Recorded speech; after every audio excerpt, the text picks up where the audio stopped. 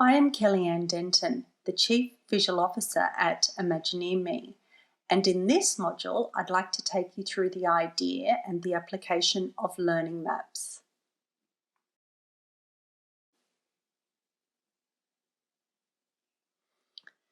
There is no agreed upon definition of visual literacy, but we can look at it this way. It is the ability to think and communicate in visual terms, and for many of us, visual spatial reasoning is of equal importance in the learning process to that of literacy and numeracy. As we journey through, you'll note how important it is to begin developing a skill set with visual maps and the importance of using a pen and paper as opposed to a computer when we work with them.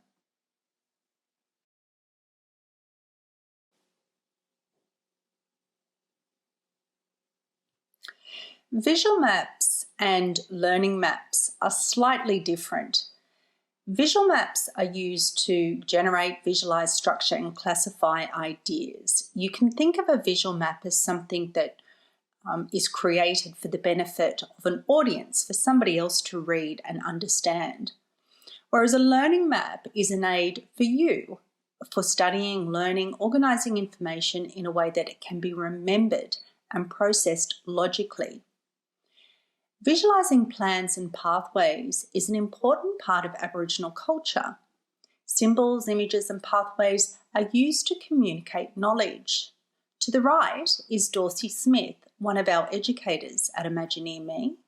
He is a Dunghutti and Gambandjeri man from the mid-north coast of New South Wales, and here you can see his maps on kangaroo skin cloaks.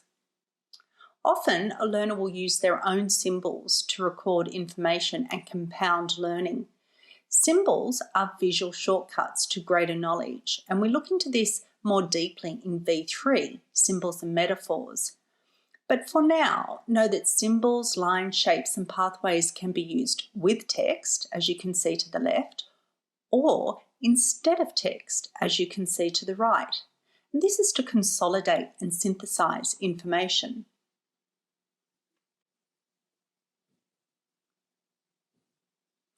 Over history, there have been many notable visual thinkers who have mapped their learning and ideas. The process is not new, from Leonardo da Vinci to Isaac Newton. Isaac Newton was an English professor of mathematics and a physicist, astronomer, alchemist, theologian, and of course author. To the left, you can see how he understood concepts and learnt them. Here is a map and a tree of connections that he's made in his understandings. Charles Darwin, of Darwinian fame, was a naturalist, geologist, and of course is best known for his contributions to evolutionary biology. And he too was a prolific visual thinker, as you can see to the left. Note the I think at the top of his visual map. Visual maps help us to think and make our thoughts visible and logical.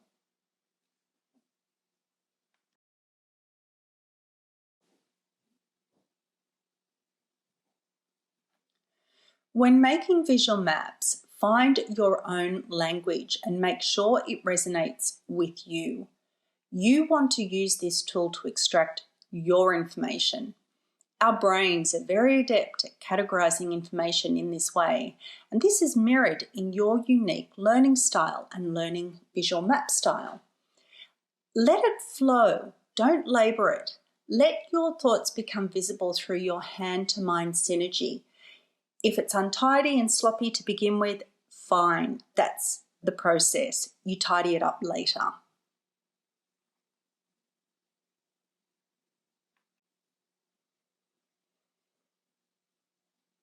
To compensate for the visual complexity of the world around us, our vision system has evolved to help rapidly to detect the most important parts of whatever it is that we see. And we all choose different important parts to see, and that's great. That's a definition of creativity. Visual perception is our dominant sense, and we are very, very good at working with it. We benefit by using our hand and eye first by drawing out our ideas as opposed to typing them or using a computer. We do that later. That's the next step. When you draw things out, you create spatial relations between each bit of information. Using your pen or pencil activates the parts of your brain involved in thinking and working memory, and this allows you to store and manage information. The movement associated with the pen and your hand actually helps you encode and retain long-term information. So the coordinated action of the eye and the hand is necessary for the successful function of compounding learning.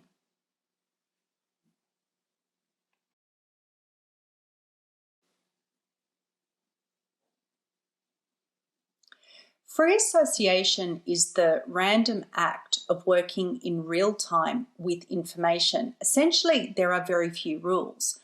You don't want a rules-based mechanism in your mind to be the strongest part of what it is that you're doing when you're working with visual maps and learning maps. You want that deeper, all-knowing part of your mind to work in unison with your hand. So just draw without censoring what it is that you're doing. It's a more abstract thinking process, and this encourages more creative connections. When you write your notes by hand, you develop a stronger conceptual understanding than you do by typing.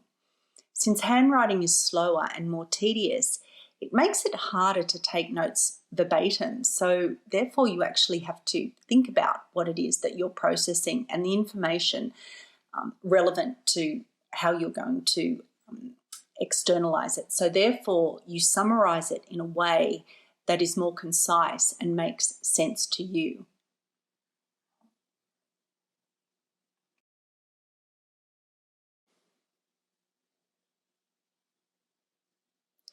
There is a lot of research to support this. I'm going to read a quote to you, so instead of reading as you're listening, which won't impart information, just close your eyes and listen to what I'm saying. Pen interfaces are more expressly powerful than keyboard interfaces. They more accurately accommodate how we think. They can convey all types of representation, including words, symbols, numbers, and diagram. Pen interfaces are better suited for expressing spatial content than keyboards, for example, diagrams and symbols, which is considered the foundation of thought. Now, I'll put the link to where this quote comes from. It's from Space to Think in Language and Space by Johnson Laird. It comes from Cambridge University.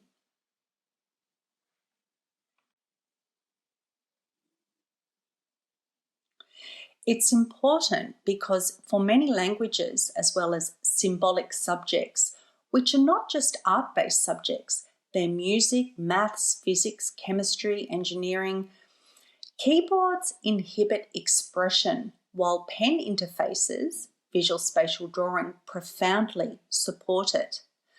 Microsoft produced a paper called Pen, Keyboard, Voice, Touch, with research conducted by Professor Sharon Oviatt, internationally known for her research in human-centered educational interfaces.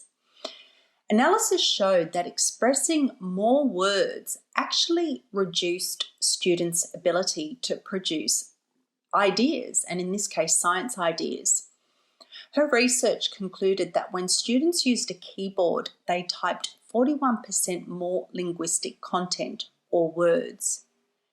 In this case, analysis showed that expressing more words actually reduced students' ability to produce science ideas. And in these cases, keyboard inefficiencies slowed down students' input and increased cognitive load and elevated task-critical errors. When using a pen and drawing out ideas, students produced more ideas, more symbols, more numbers, and more diagrams. If you look at the analysis over here to the left, you'll see that in summary, when using a pen, students produced 56 more non-linguistic content, i.e. diagrams, symbols, numbers, which led to a 9 to 38% improvement in performance and new ideas. So drawing out ideas on visual learning maps not only helps with the arts, but it actually also helps with STEM.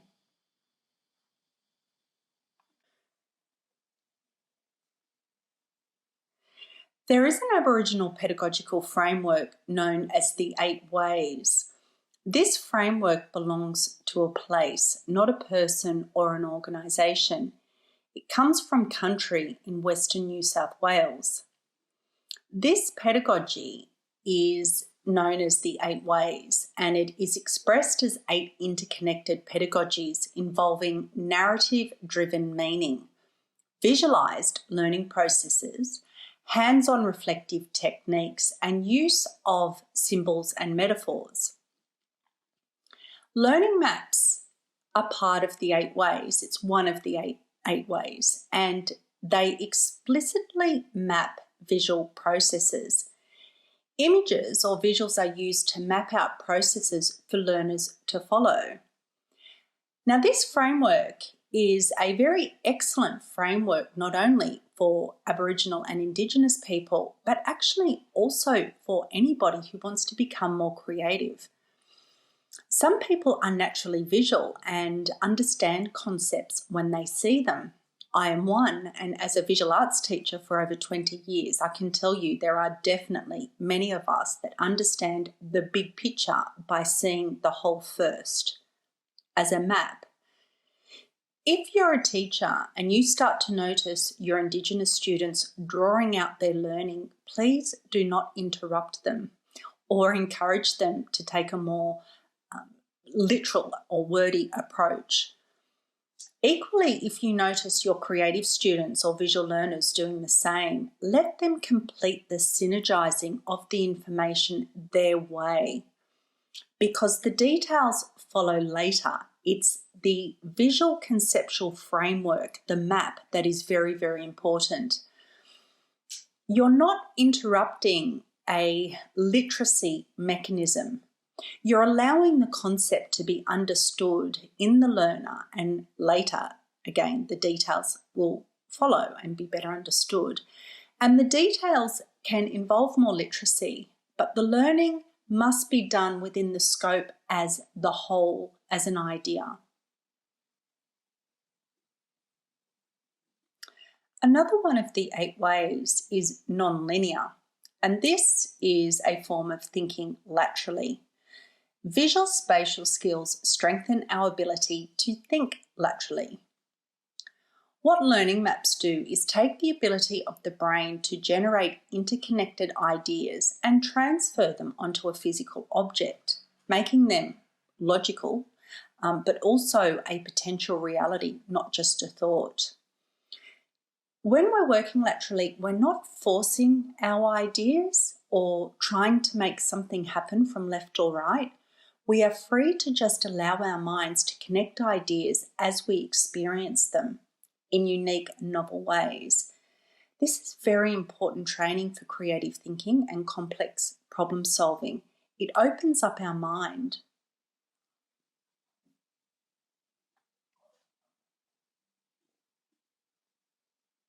Okay, so how do you get started? What do you do? What is the process of mapping, visual mapping, learning mapping?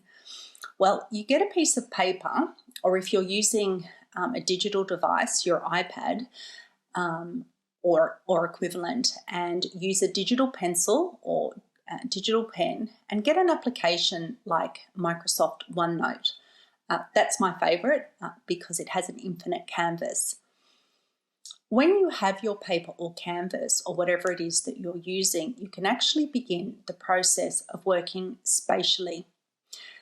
So you start mapping, but mapping what? Well, information. So it could be a video, a podcast, your teacher, your lecturer, or even notes in a boardroom or a meeting.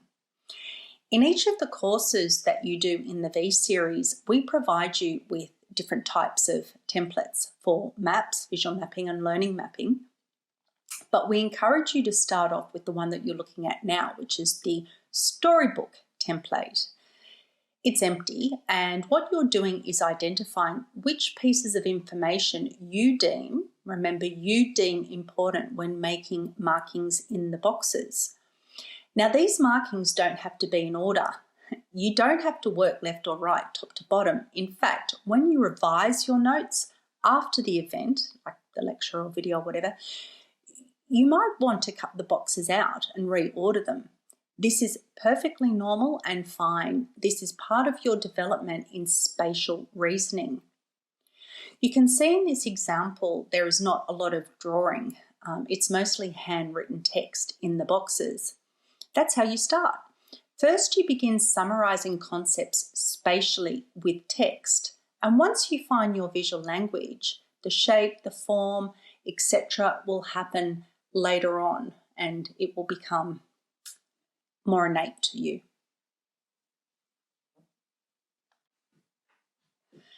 An example is here. This is one of our program's V10 Booty Storybook.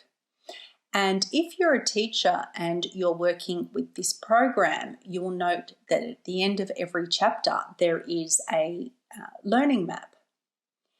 You'll also notice that we provide you with a bunch of activities and workbooks and audios and visuals. And over here to the left, you can see we have a learning map, a visual map, where the exact activities are listed in a grid, and you can see which of the 8 ways correspond to each activity. So what you're doing when you're working on a module or an activity is looking at the material provided and then drawing on your learning map what you need to do to personalize the learning. You can integrate this learning to fit the nature of your classroom because, as we know, every classroom has different dynamics, so you're creating the experience. Your blank learning map is a way for you to integrate the learning to manage your own classroom and students. You're personalizing the learning experience and doing it by hand. You're synthesizing the material visually and spatially. You're learning the activities. Now, this will set you up to deliver very well thought out learning experiences for your students.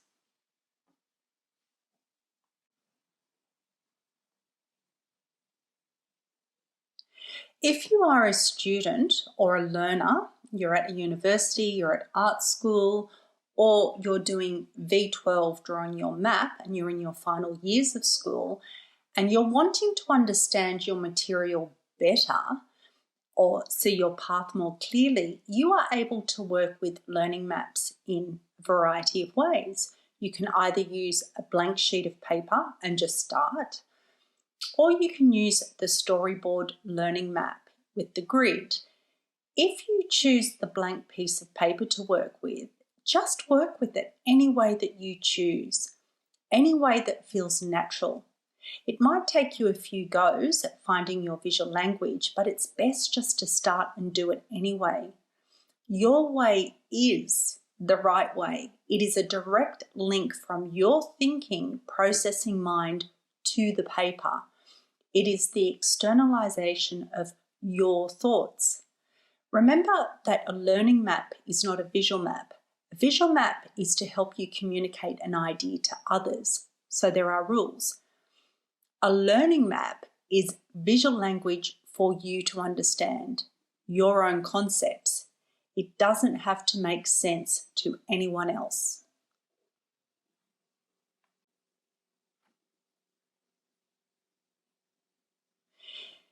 If you've come to this part of the video and you're feeling invigorated and energized and feeling like finally there's a language that is helping you, because many visual people and certainly Indigenous people benefit enormously from visual pedagogies and visual language, you can do V4, visual learning maps, as the next part of your learning process in visual language. And we look forward to seeing you in another video.